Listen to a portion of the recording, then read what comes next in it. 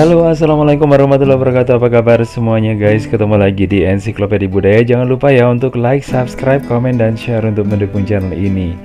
Ngobrolin soal mitologi. Nah, mitologi ini merupakan sebuah kumpulan mitos atau legenda yang berasal dari berbagai belahan dunia ya, tergantung dari wilayahnya. Dan yang akan saya obrolin sekarang adalah tentang mitologi Yunani. Nah, ngobrol tentang mitologi Yunani ini merupakan bagian ya dari agama di Yunani kuno.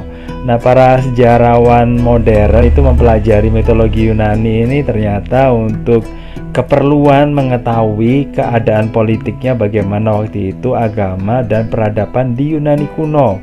Dan gak kalah penting digunakan juga untuk memahami bagaimana sih pembentukan mitos itu sendiri. Nah, memang sih di Eropa ini secara garis besar ya. Nah, budaya Yunani atau mitologi Yunani ini merupakan salah satu yang mempengaruhi pola pikir dari orang-orang Eropa. Dan itu juga termasuk dalam budaya dan peradaban Romawi kuno ya, yang juga mendapatkan pengaruh dari Yunani kuno. Oke guys, kebanyakan dewa Yunani. Nah, kalau ngobrol tentang mitologi ya jelasnya dewa Yunani ya. Ini digambarkan kayak manusia ya, dilahirkan tapi tidak akan tua, tapi kebal juga ya sama apapun.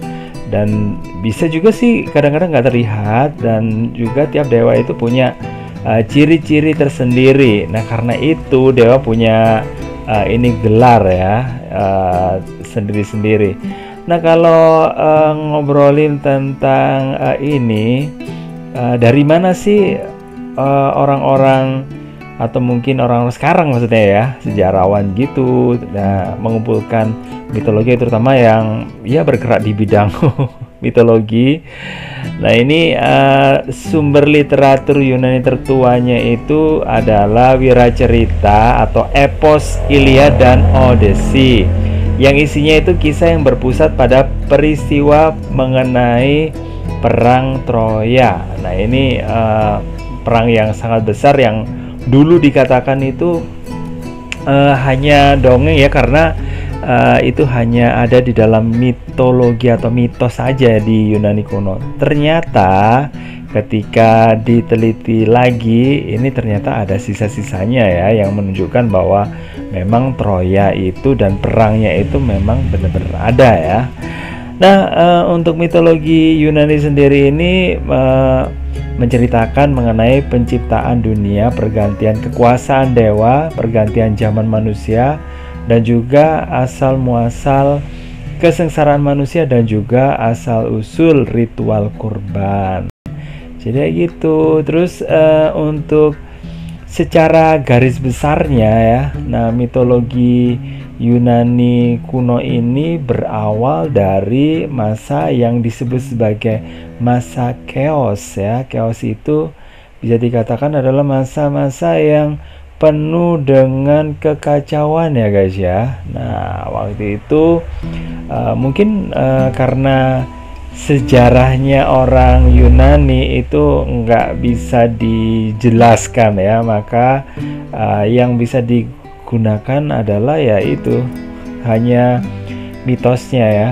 Terus kemudian mitologi dari orang Yunani itu sendiri ya berawal dari pertama chaos ya. Dari chaos itu muncullah Dewi Bumi. Nah, Dewi Bumi atau Gaia ya. Nah, Gaia ini merupakan seorang dewi, nah, atau ya istilahnya dewa gitulah ya. Nah, dari situ muncullah Gaia atau Geo mungkin kalau sekarang ya, Dewi Bumi. Dan juga ada beberapa makhluk dewata yang pertama kali yang muncul yaitu Eros, dewa cinta, Tartaros, perut bumi, kemudian Erebos, dewa kegelapan, dan Nyx, dewa malam. Nah, Nyx ini kemudian menikah dengan Erebos dan melahirkan Aether atau langit atas, dan Hemera itu siang ya. Kemudian tanpa pasangan pria, Gaia ini bisa memunculkan Uranus dewa langit, dan Pontos atau dewa laut. Nah, Uranus kemudian akhirnya menikah ya dengan Gaia menjadi suaminya, dan muncullah para titan pertama. Ada 6 titan pria seperti Koios, Krios, Kronos, Hyperion, ada Ia, Betos, dan Okeanos ya, serta 6 titan wanita yaitu Mnemosyne, Phoebe, Rhea, Theia, Themis, dan Tethys. Nah, setelah Kronos lahir, Gaia dan Uranus memutuskan bahwa tidak ada titan lagi yang boleh lahir ya. Anak-anak Gaia dan Uranus yang lahir kemudian ini adalah para Cyclops atau raksasa bermata satu, dan Hekatoncheire atau raksasa bertangan 100. Nah, karena memiliki rupa yang jelek, para Cyclops dan Hekatoncheire ini dikurung sama Uranus. Nah, Gaia marah ya, dan dia memberontak ini ya, untuk mengajak para titan, maksudnya memberontak untuk melawan Uranus. Nah, Kronos dan anak-anak Gaia yang paling cerdik, muda, dan mengerikan itu melaksanakan perintah Gaia, dan dia memotong alat kelamin ayahnya sendiri. Nah, setelah itu Kronos menjadi penguasa para dewa dengan Rhea yang merupakan kakak sekaligus istrinya, dan ini akhirnya menurunkan dewa-dewa lagi ya, yaitu salah satunya adalah dewa Zeus. Nah, dewa Zeus ini adalah dewa yang tadinya ini ya ditakuti sama ayahnya karena takutnya terulang lagi peristiwa ini pembunuhan ya, peristiwa perang melawan ayahnya. Dan memang benar anak-anaknya itu akhirnya dimakan sama Kronos ya, tapi setiap ini melahirkan anak-anaknya itu ditelan ya, dan hanya Zeus ya yang kemudian sama Rhea disembunyikan, terus kemudian diganti sama batu yang terbungkus kain ya. Kemudian Zeus ini dilarikan ke tempat lain, dan akhirnya setelah dewasa Zeus ini berhasil memperdaya Kronos untuk meminum suatu ramuan yang mengakibatkan Kronos memuntahkan anak-anak yang pernah ditelannya. Nah, Zeus ini kemudian menyatakan perlawanan terhadap Kronos untuk merebut kepemimpinan para dewa. Nah, ini dia, dan dia menikah dengan salah satu saudaranya yang namanya Hera. Dan sejak saat itu kekuasaan Olympus atau Gunung Olympus itu berada di bawah kekuasaan dari ini ya, dari Zeus. Dan ya Zeus itu juga punya anak-anak yang lainnya, dan ada panteon itu ya kayak inilah kumpulan dari dewa-dewa gitu ya.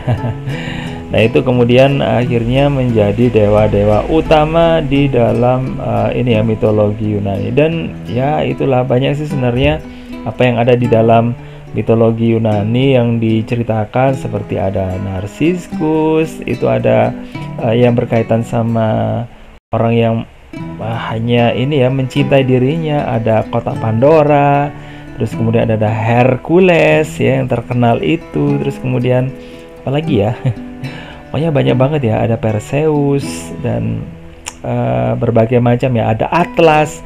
Nah, nama-nama yang ada di dalam mitologi Yunani termasuk juga yang ini nih ya.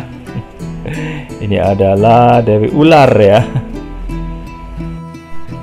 Nah, untuk Dewi Ularnya itu disebut sebagai Dewi Medusa ya, atau ya siapapun yang berhasil untuk memandang wajahnya itu akan berubah menjadi batu gitu ya. Dan yang bisa memotong kepalanya itu adalah Perseus. Perseus ini adalah putra dari Zeus dengan manusia, sebagaimana Hercules ya.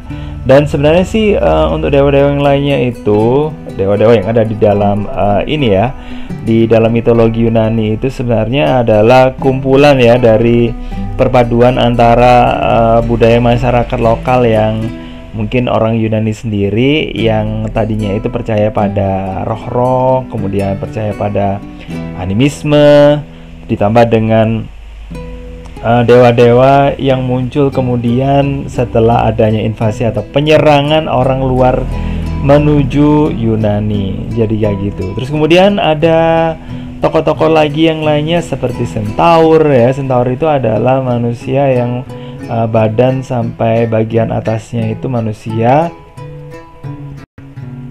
sementara di bagian bawahnya itu berupa hewan ya, ada kalanya itu kuda ya. Nah ini diperkirakan zaman dulu itu orang Yunani itu merasa bahwa mereka itu terheran-heran dengan adanya para penyerang yang berasal dari timur ya, dari Asia ya, dunia timur maksudnya ya, yang sudah mahir menunggang kuda, dan mereka itu seolah-olah bisa menyatu dengan kudanya itu. Makanya digambarkan di dalam budaya Yunani sebagai manusia yang berkaki dan juga berbadannya itu separuhnya itu manusia, separuhnya itu adalah kuda atau hewan yang lainnya. Dan akhirnya muncul ya banyak sekali ya mitos-mitos yang ada, dan yang terkenal juga adalah Hercules dengan tugas-tugasnya itu yang sangat berat, yang diberikan oleh Hera ya, karena Hera memang nggak suka dengan Hercules. Hercules ini adalah putra dari Zeus dengan manusia, dan ini sangat dicemburi sama Hera. Oke, itu aja sekilas tentang mitologi Yunani ya, dan apa sih yang ada di balik itu, karena memang suatu tempat atau suatu negara atau suatu budaya ini pasti memiliki pola pemikiran tersendiri. Oke, gitu aja. Sekali lagi jangan lupa untuk like, subscribe, komen, dan share. Saya kira wassalamualaikum warahmatullahi wabarakatuh. Bye bye.